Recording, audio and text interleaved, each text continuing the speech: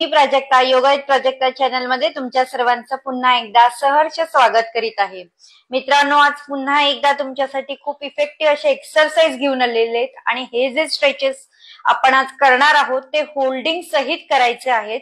प्रत्येक क्रिया कमीत कमी 15 ते 20 सेकंद होल्ड करायचे किंवा 15 ते 20 काउंट पर्यंत होल्ड करायचे। आज आपण उभ्यानी स्ट्रेचेस बघणार आहोत आणि हे स्ट्रेचेस केल्यामुळे आपल्याला मानदुखी, अप्पर बॅक पेन आणि खांदेदुखीमध्ये लगेचच आराम निर्माण होणार आहे।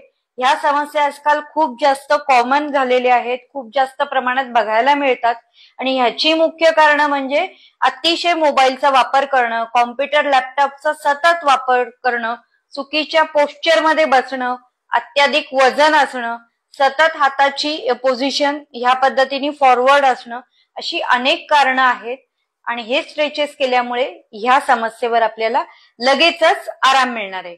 तर सगळ्यात आधी आपण करणार आहोत गोमुखासन स्ट्रेच।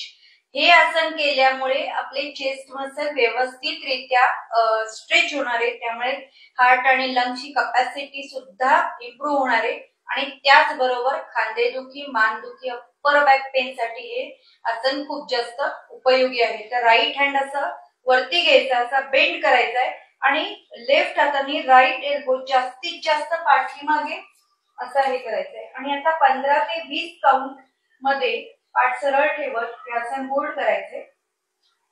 नंतर हीच क्रिया आपण दुसऱ्या हाताने करणार आहोत।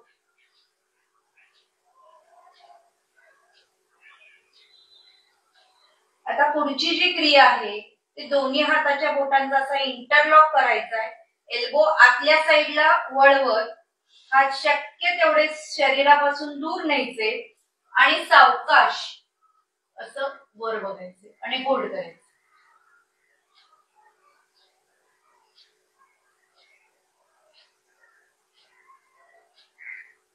आणि मान सरळ करत हाताची पोझिशन तीच ठेवत आता आपण उभ्यानी शशांकासनचा अभ्यास करणार आहोत।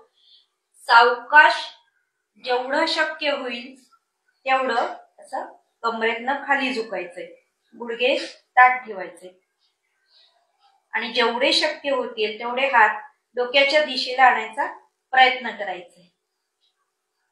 आता ज्या दोन क्रिया आपण केलेल्या आहेत त्या तुम्ही बेल्ट किंवा ओढणीच्या आधाराने सुद्धा करू शकाल। आता आजच्या आपल्या अभ्यासामधली सगळ्यात शेवटची जी क्रिया आहे ती अतिशय सोपी आहे। या पद्धतीने दोन्ही हात असे चेस्ट समोर ठेवायचे आणि हात एकमेकांना क्रॉस करायचे आणि ही क्रिया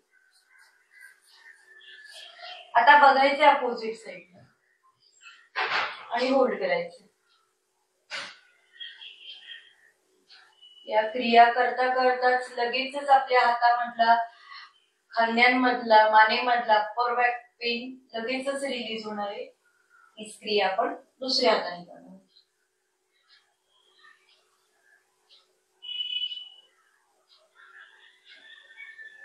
अँड रिलॅक्स।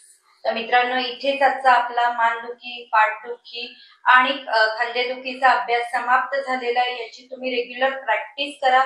ज्यांना हा त्रास होतो त्यांनी वेळोवेळी ह्या क्रियांचा अभ्यास करा। सकाळ संध्याकाळ जेव्हा पेन निर्माण होईल तेव्हा या क्रियांचा अभ्यास करा, नक्कीच तुम्हाला फायदा होणार आहे। आता तुम्हाला काय करायचंय, चॅनलला लाईक, शेअर आणि सबस्क्राईब करायचंय। धन्यवाद।